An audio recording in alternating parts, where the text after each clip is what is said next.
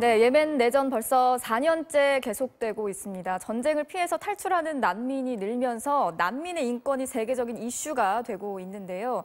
우리나라도 제주도에 예멘 난민들이 들어오면서 사회적 파장이 이어지고 있습니다. 어제가 또 이 세계 인권의 날이기도 했죠. 그래서 오늘 UN 난민기구 친선대사로 활동 중이신 배우 정우성 씨 모시고 이 난민 이슈에 대해서 이야기 나눠보도록 하겠습니다. 자, 정우성 씨 어서 오세요. 네, 안녕하세요. 반갑습니다. 네. 최근에 예멘 난민들의 피난처인 아프리카 지부티 그리고 말레이시아에 다녀오셨는데 원래는 예멘에 가려고 했다고 들었어요.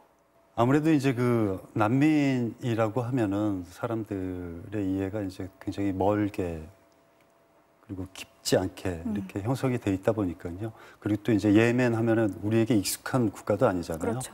그들이 처한 위기가 어떤 상황인지 직접 듣고 보고 와서 우리 사회에 좀 이야기를 할 때 지금 우리 사회가 문제시화하고 있는 그 제주 예멘인들에 대한 어떤 이해를 조금 더 깊게 할 수 있지 않을까라는. 네. 그러면 다녀오신 영상을 저희가 잠깐 같이 보고 계속해서 이야기를 나눠보도록 하겠습니다. 네.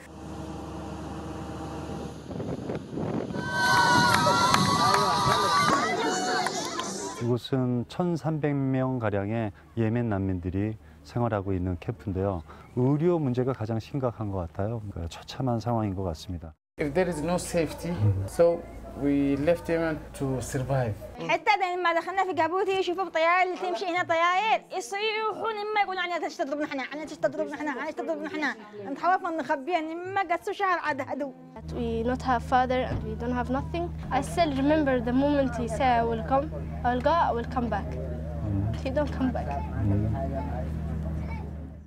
화면으로만 봐도 상황이 좋아 보이지는 않는데 정우성 씨가 직접 가서 본 난민들의 상황은 어떻던가요? 가장 큰 문제는 희망을 점점 잃고 있다는 네. 거예요. 그러니까 보통 난민들은 절대 희망을 놓지 않거든요. 그러니까 평화가 돌아온 고국으로 돌아가서 자기의 일상생활을 찾아서 가족들 그리고 자기의 능력으로 그 직장을 다시 일으키고 그리고 집안을 일으키고 그래서 그럼으로 인해서 가족들을 돌봐야 되겠다라는 어떤 그런 그 우리가 흔히 갖고 있는 그런 꿈, 희망을 갖고 있는데 내전의 장기화로 인해서 자꾸 희망을 잃어가고 있는 것이 가장 안타깝게 느꼈고요.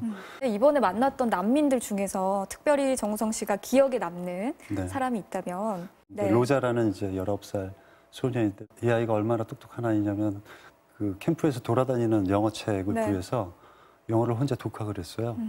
계속해서 언어를 공부해 나가고 싶다라고 얘기를 하는데 그것이 아마 이제 그 아이의 무의식 중에 그 바깥 세상과의 소통에 대한 열망이 있지 않는가라는 또 생각도 해보고요. 느낀 부분들 많으셨을 것 같아요. 마음이 좀 어떠셨어요? 그들은 뭐 특별한 사람들이 아니거든요. 그들의 역사와 우리의 역사가 닮아 있다라는 걸 자꾸 느끼게 돼요. 제국주의와 냉전 시대를 거치면서 정치적 어떤 갈등으로 인해서 내전이 발생하고 그로 인해서 폭력 사태가 일어나고 그 안에서 가장 큰 피해를 보는 사람들은 결국 무고한 시민들, 그 안에서 가장 약자인 아이들, 이 사람들에게 이 돌아가는 피해는 정당한 것인가? 이 제주도 예멘 난민과 관련한 발언 이후에 또 정우성 씨를 향한 엄청난 악플이 쏟아졌잖아요. 사실 정우성 씨 하면은 악플 없는 배우로 유명하셨는데 어떠셨어요? 좀 상처도 받고 그러셨을 것 같은데.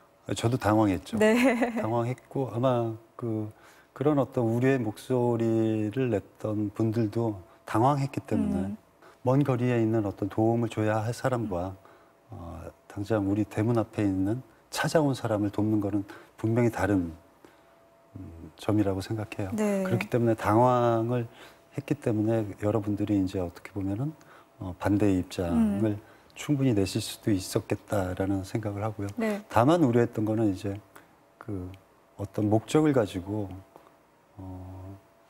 이 집단적으로 움직이는 어떤 그런 목소리들에 대한 우려가 있었죠. 그게 계속해서 발언을 또 멈추지 않으시는 이유인 거죠?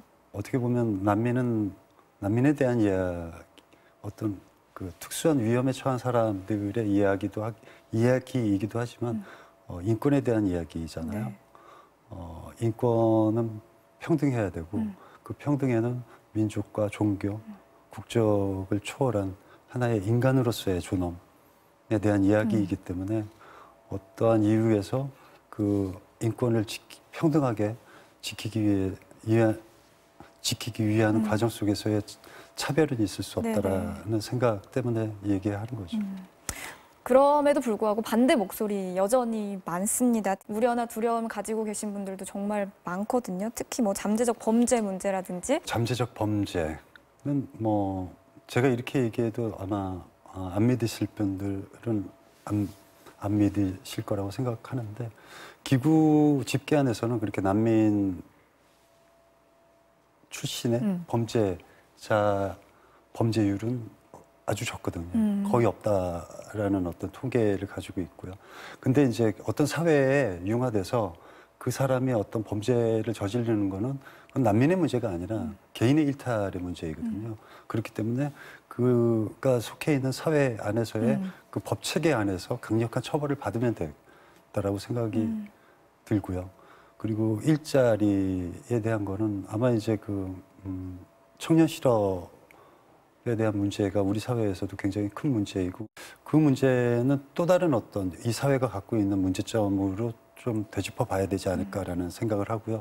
얼마 전에 또 안젤리나 졸리를 만나셨어요. 만나셔서 뭐 어떤 이야기를 나누셨는지. 특사로서 우리가 해야 될 일들 그리고 해야 되는 일의 중요도가 가장 중요한 시점이다라는 이야기를 서로 했고 그리고 지사대사들끼리 이렇게 화합을 해서 머리를 맞대고 어떤 아이디어를 모을 수 있는 기회는 적기 때문에 그런 기회를 좀 더 자주 만들어 보자. 예멘 난민들을 직접 만나시면서 지금 제주 상황 때문에 마음이 편하지만은 않으셨을 것 같은데 어떠셨나요? 무겁죠. 네.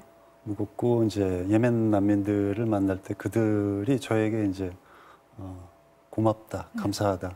우리의 이야기를 들어주러 이 먼 곳까지 와줘서 너무 감사하다. 대한민국에 감사한다.